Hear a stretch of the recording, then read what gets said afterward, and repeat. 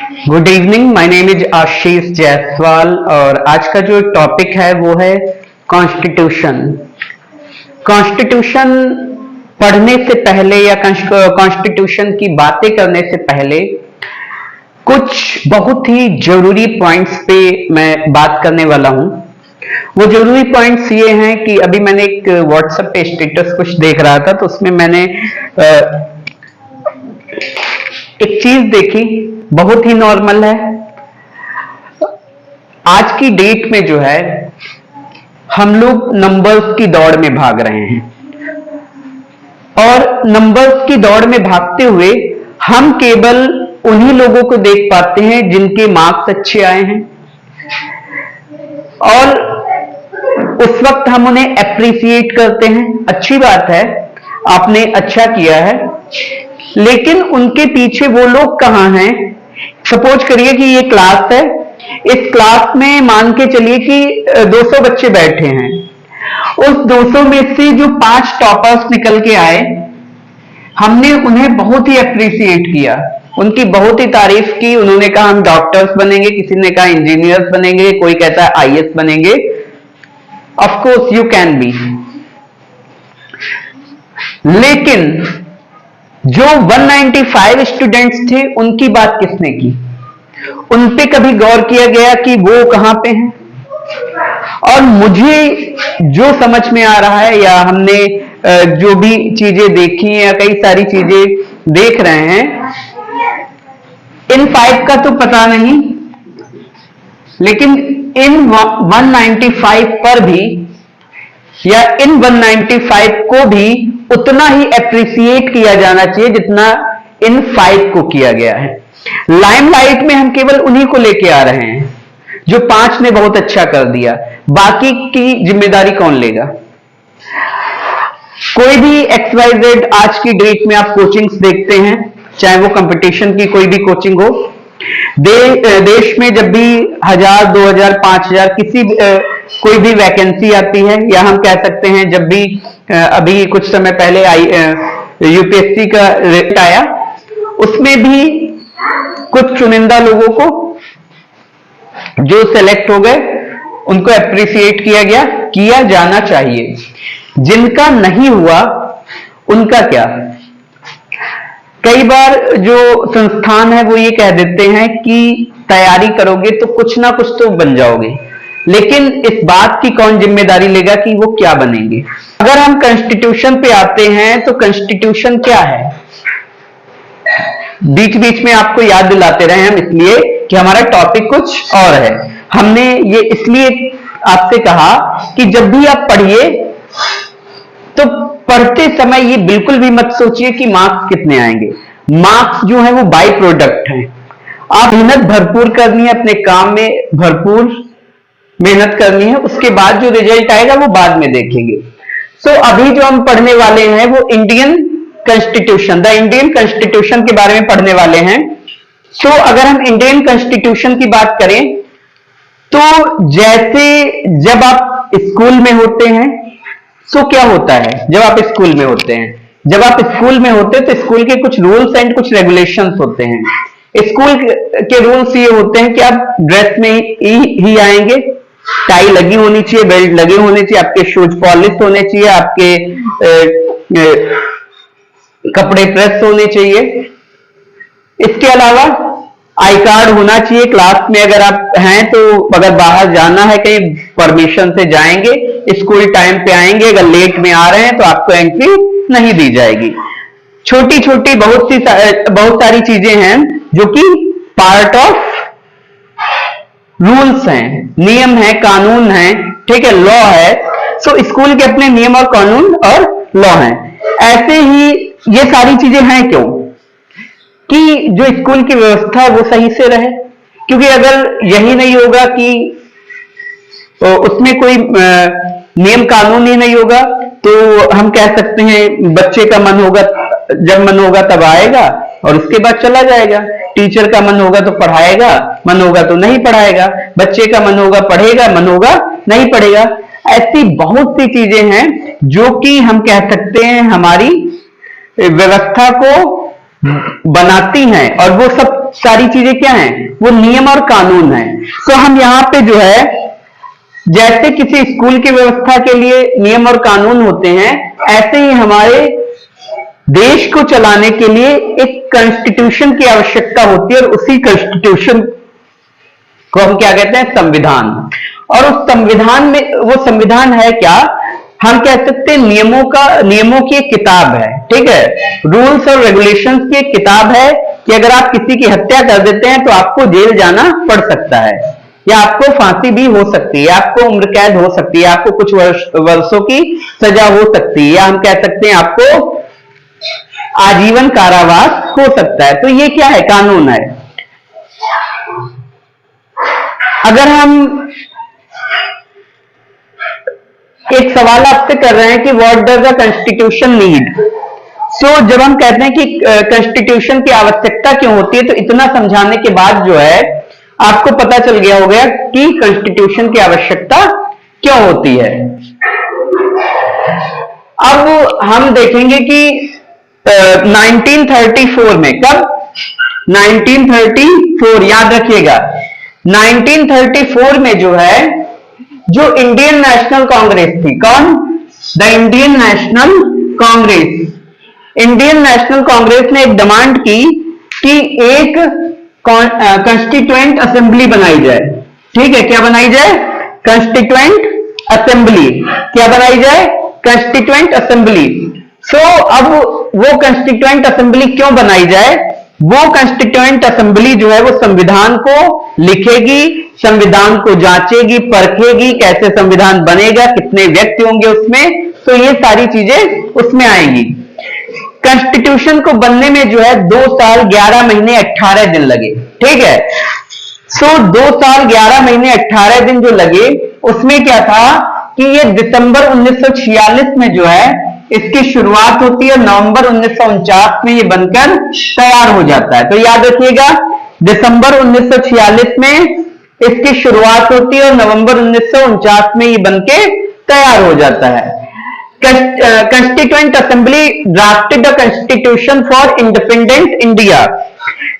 अच्छा, अब आप कहेंगे कि कॉन्स्टिट्यूशन की आवश्यकता इंडिया में क्यों हुई, तो जैसा कि जानते हो कि 1947 के बाद हम आजाद हो गए थे। जब हम इंडिपेंडेंट हुए, जब हमें आजादी मिल गई, उसके बाद ये समस्या आई कि अब देश चलेगा कैसे, देश में कोई कानून व्यवस्था होगी कि नहीं होगी, ठीक है, रूल्स और रेगुलेशन नहीं होंगे कि नहीं होंगे। सो इंडिपेंडेंट इंडिया के लिए हमें जो है एक कॉन्स्टिट्यूशन की आवश्यकता हुई। सो जो कॉन्स्टिट्यूएंट असेंबली बनाई गई थी, उनको ये काम दिया गया कि आप एक कॉन्स्टिट्यूशन को ड्राफ्ट करिए, ठीक है, किसको दिया गया, जो कॉन्स्टिट्यूएंट असेंबली थी उसको ये काम दिया गया कि आप कॉन्स्टिट्यूशन को ड्राफ्ट करें, ठीक है, किसको दिया गया, जो कॉन्स्टिट्यूएंट असेंबली थी उसको ये काम दिया गया कि आप कॉन्स्टिट्यूशन को ड्राफ्ट करिए। देखिए, हम लोग लगभग 150 सालों तक जो है ब्रिटिशर्स के गुलाम रहे, ठीक है, कितने, लगभग 150 हम बोल रहे हैं, हो सकता है 200 साल तक भी रहे हों, ठीक है। तो लगभग 150 साल तक हम लोग ब्रिटिशर्स के गुलाम रहे। द कॉन्स्टिट्यूएंट अब देखिए, कॉन्स्टिट्यूशन के लिए, या हम कह सकते हैं इंडिपेंडेंस के लिए, या हम कह सकते हैं डेमोक्रेसी के लिए एक एग्जांपल हम देने वाले हैं, ये सुनिए, इस पे जरा गौर करिए, ठीक है। The country of Nepal witnessed several people struggle for democracy. अगर हम नेपाल की बात करें तो नेपाल ने भी जो है डेमोक्रेसी के लिए बहुत ही स्ट्रगल किया है। इन 1990 में देखें तो यहां पे डेमोक्रेसी स्टैब्लिश हुई, ठीक है, established democracy that lasted for 12 year until 2002, ठीक है, 1990 में यहां पे डेमोक्रेसी स्टैब्लिश हुई और लगभग 2002 तक रही, मतलब 12 सालों तक वहां पे डेमोक्रेसी रहती है। उसके बाद जो है अक्टूबर 2002 में क्या होता है, अक्टूबर 2002 किंग ज्ञानेंद्र जो थे, किंग ज्ञानेंद्र, इन्होंने एक यहां पे जो हम कह सकते माओवादी बोल सकते हैं, तो कुछ मूवमेंट हो रहे थे, जिसके बाद जो है सत्ता ही अपने हाथों में ले लेते हैं और डेमोक्रेसी को खत्म कर देते हैं। उसके बाद जो क्या होता है कि यही जो है हेड ऑफ गवर्नमेंट रहते हैं 2005 तक। कब तक रहते हैं? 2005 तक। नवंबर 2005 में क्या होता है, ये जो है अदर पॉलिटिकल पार्टी ज्वाइन करते हैं और 12 पॉइंट एग्रीमेंट एक होता है। ठीक है, क्या होता है? 12 पॉइंट एग्रीमेंट होता है। और इसके बाद जो है ये 12 पॉइंट एग्रीमेंट के बाद जो है यहां पे डेमोक्रेसी और पीस जो है वापस आनी शुरू हो जाती है। अप्रैल 2006 में क्या होता है कि जो किंग हैं, अप्रैल 2006 में किंग जो हैं वो पॉलिटिकल पार्टीज से कहते हैं कि वो अपनी सरकार बनाएं। पहले ही किंग थे, उसके बाद जो है 12 पॉइंट एग्रीमेंट होता है, उसके बाद ये पॉलिटिकल पार्टीज से कह देते हैं कि अपनी सरकार बनाओ। 2008 में जो है नेपाल जो है वो डेमोक्रेटिक नेशन हो जाता है। तो हम कह सकते हैं नेपाल में जो डेमोक्रेसी आई वो 2008 में आई। उससे पहले 12 साल रही है। ठीक है, 1990 से 2002 तक रही है। फिर किंग ज्ञानेंद्र आ जाते हैं। कौन आ जाता है? किंग ज्ञानेंद्र आ जाते हैं और वो रहते हैं। तो अब क्वेश्चन ये आएगा कि ये एग्जाम्पल क्यों दिया गया? तो ये एग्जाम्पल आपको इसलिए दिया गया कि एक डेमोक्रेटिक नेशन के लिए जो है एक कॉन्स्टिट्यूशन की आवश्यकता होती है। अब यहां पे कहेंगे कि क्या यहां पे कहीं आपने कॉन्स्टिट्यूशन दिए नहीं? सो कहने का मतलब है ये है कि इनका एक कॉन्स्टिट्यूशन 1990 में भी था। इनका एक कॉन्स्टिट्यूशन 1990 में भी था, जब ये 12 साल के लिए डेमोक्रेटिक नेशन हुआ था। लेकिन उसके बाद जो है 2015 में जो नेपाल के लोग थे, 2015 में 2015 में जो है जो नेपाल के लोग थे उन्होंने एक नए कॉन्स्टिट्यूशन की डिमांड की, या हम कह सकते हैं उन्होंने एक नया कॉन्स्टिट्यूशन एडॉप्ट किया। अब आप कहेंगे कि 1990 के आसपास इनके पास कॉन्स्टिट्यूशन था, या हम कह सकते हैं 2005 तक जो है इनके पास कॉन्स्टिट्यूशन था। तो 2015 में जरूरत क्या पड़ी? तो 2015 में इसलिए जरूरत पड़ी कि वो जो कॉन्स्टिट्यूशन था वो इतना हम कह सकते हैं इंप्लीमेंटेबल नहीं था, इतना हम कह सकते हैं कि वो देश के लिए सुरक्षित नहीं था। उसमें बहुत सारी ऐसी चीजें दी गई थी जिससे जो पावर थी वो किंग के हाथों में ही रहती, जनता के हाथ में पावर नहीं आती।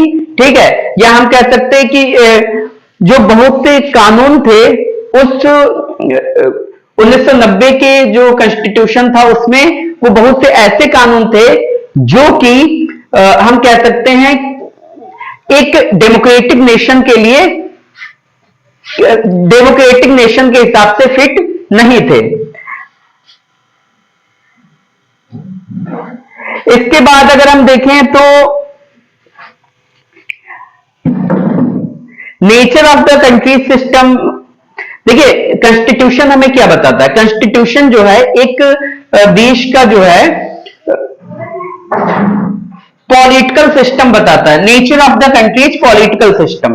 कॉन्स्टिट्यूशन क्या बताता है? किसी भी देश का प्रकृति कैसी है और बाकी चीजें, वहां के लोग कैसे, वहां की व्यवस्था कैसी है, ये सारी चीजें बताता है। जैसे अगर हम इंडिया की बात करें तो इंडिया में जब कॉन्स्टिट्यूशन की शुरुआत हुई तो उस वक्त जो है 1946 में इसकी शुरुआत होती है और हमें पता है कि 1947 में इंडिया और पाकिस्तान का डिवाइडेशन होता है।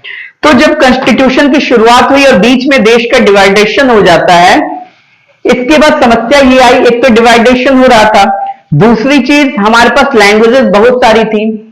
कन्नड़ थी, मलयालम थी, मराठी थी, तेलुगु थी, तमिल थी, बिहारी थी, गुजराती थी, ऐसी बहुत सारी लैंग्वेजेस थी। बहुत सारी स्टेट थी, 565 रियासतें थी। उसमें से 3 रियासतों ने नाक में दम कर रखा था। पहली थी जम्मू एंड कश्मीर, दूसरी जूनागढ़ और तीसरी हैदराबाद। ठीक है, हैदराबाद का निजाम तो यूएनओ तक चला गया था। तो कहने का मतलब है कि हम पे बहुत सारी जिम्मेदारियां थी। अब अगर हम इस कंडीशन में सोचे कि हम पुराना कॉन्स्टिट्यूशन अडॉप्ट करने अगर कोई था तो पॉसिबल नहीं है, क्योंकि देश जो है वो कई टुकड़ों में था, कई रियासतें थी, उनको एक साथ लाना था। अब हमें एक ऐसे कॉन्स्टिट्यूशन की आवश्यकता थी जो सबके लिए बराबर हो। भाई अगर मेरे लिए ज्यादा होगा, किसी दूसरे के लिए कम होगा, तो फिर बीच में क्या होगा, झगड़ा होगा। जैसे आप देख सकते हो ना, एक उसमें 9th या 10th में जो चैप्टर है ethnic composition of Sri Lanka and Belgium, so Sri Lanka बर्बाद हो गया इसी चक्कर में, सिन्हाला और सिन्हालीज और तमिल्स की वजह से। दूसरी तरफ अगर हम देखें तो बेल्जियम जो है वो बहुत पावरफुल कंट्री, धीरे धीरे उसने ग्रोथ कर लिया, क्योंकि श्रीलंका को लगा जो मेजॉरिटी में उनको ज्यादा इंपॉर्टेंस देंगे तो हमें फायदा होगा। लेकिन दूसरी तरफ क्या, जो बेल्जियम था उसने कहा दोनों को हम देंगे इंपॉर्टेंस, चाहे कोई भी हो, दोनों के इक्वल इंपॉर्टेंस दिया जाएगा। सो हमें भी एक ऐसे कॉन्स्टिट्यूशन की आवश्यकता थी जिसमें माइनॉरिटी को भी फायदा हो और मेजॉरिटी को भी नुकसान ना हो। कुछ फंडामेंटल राइट्स जो बताए गए, एक तो जो कॉन्स्टिट्यूशन बना हमारा देश जो है वो फेडरलिज्म है। फेडरलिज्म का मतलब जो पावर है वो डिवाइडेड है। कैसे डिवाइडेड है, सेंट्रल गवर्नमेंट है, स्टेट गवर्नमेंट है और लोकल गवर्नमेंट है। ठीक है, सेंट्रल है, स्टेट है और लोकल गवर्नमेंट है। ऐसे ही हम कह सकते हैं कि पार्लियामेंट्री फॉर्म ऑफ गवर्नमेंट है यहाँ पे, मतलब पार्लियामेंट्री फॉर्म ऑफ गवर्नमेंट, लोगों के द्वारा सरकार चुनी जाती है, लोगों के द्वारा सरकार चुनी जाती है। ठीक है, तीसरी चीज क्या थी, separation of powers. Separation of powers क्या था कि legislative, executive and judiciary. Legislative कौन थे, जो रूल्स बनाते थे, एग्जीक्यूटिव कौन थे, जो इंप्लीमेंट करते थे, और जुडिशरी क्या था, अगर कोई कानून को नहीं मानेगा तो फैसला कौन करता है, अदालतें करती हैं, तो वो क्या हो गया, जुडिशरी हो गया। फंडामेंटल राइट्स क्या थे, तो फंडामेंटल राइट्स की अगर हम बात करें तो right to equality, right to freedom, right against exploitation, right to freedom of religion, cultural and educational rights and right to constitutional remedies. अब राइट टू इक्वालिटी की अगर हम बात करें तो कानून में कहा गया है कि जो लॉ है वो सबके लिए बराबर है, जो कानून है वो सबके लिए बराबर है। अगर बिना वीजा के आप पाकिस्तान, अगर मैं नहीं जा सकता तो कोई भी नहीं जा सकता। ठीक है, अगर हम कह सकते हैं किसी का मर्डर करने पे जो सजा आपको दी जाएगी वो मुझे दी जाएगी। सो यहां पर क्या कहा गया है कि राइट टू इक्वलिटी होगा। Right to freedom, right to freedom means देश के किसी भी कोने में आप जाकर रह सकते हैं, टहल सकते हैं, आप पर कोई भी रोक टोक नहीं होगी। पहले जम्मू कश्मीर में नहीं जा सकते थे या वहां पे नहीं रह सकते थे, मतलब जमीन नहीं खरीद सकते थे, लेकिन अब पॉसिबल है। राइट अगेंस्ट एक्सप्लॉइटेशन मतलब किसी का भी शोषण नहीं किया जा सकता। ठीक है, राइट अगेंस्ट एक्सप्लॉइटेशन क्या, कि आपने किसी को बंदी बना के रखा है। कई सारे केसेस आपने देखे होंगे कि अभी पंजाब में कुछ समय पहले केस आए थे कि किसी एक व्यक्ति को जो है कई सालों से उन लोगों ने बंदी बना के रखा था, उससे काम लेते थे और खाने पीने की चीजें जो भी देते थे। इसके अलावा फ्रीडम ऑफ रिलीजन, देखिए फ्रीडम ऑफ रिलीजन क्या है, कोई भी धर्म हमारे देश में प्रैक्टिस कर सकता है। ठीक है, चाहे वो हिंदू हो, मुस्लिम हो, सिख हो, ईसाई हो, क्रिश्चियन हो, जैन हो, बौद्ध हो। ठीक है, सबको अधिकार है कि वो अपने धर्म की प्रैक्टिस कर सकते हैं। कल्चरल एंड एजुकेशनल राइट्स, ठीक है, एजुकेशन का अधिकार सबको है, शिक्षा का अधिकार सबको है। सरकारी स्कूल हैं, गवर्नमेंट स्कूल्स हैं। फंडामेंटल राइट्स की बात करें तो यहां पे दो मेन चीजें दी गई हैं। कहता है the first objective is this, every citizen must be in a position to claim those rights. दूसरा क्या कह रहा है, these rights must be binding upon every authority that has got power to make law. जब 24 जनवरी 1950 को constitution बनके तैयार हुआ तो कुछ लोगों के सिग्नेचर हुए थे, जिसमें से एक थे जवाहरलाल नेहरू।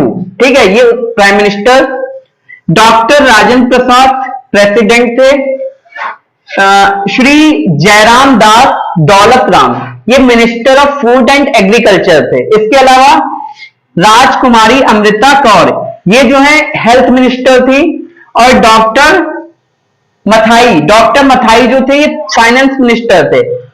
सबसे इंपॉर्टेंट रोल रखने वाले, भारत के यूनिफिकेशन में या भारत की 665 रियासतों को एकजुट करने वाले व्यक्ति जो थे, जिनको सबसे ज्यादा हम कह सकते हैं माना जाता है कि उनका सबसे ज्यादा योगदान था, सरदार वल्लभ भाई पटेल उस वक्त डिप्टी प्राइम मिनिस्टर थे ये, ठीक है। और जगजीवन राम, ये लेबर मिनिस्टर थे, ठीक है। जगजीवन राम जो थे ये लेबर मिनिस्टर थे। तो ये कुछ हम कह सकते हैं आपका चैप्टर था। उम्मीद है आपको समझ में आया होगा। अगर कोई डाउट है, कोई चीज छूट गई है तो आप कमेंट्स में बता सकते हैं।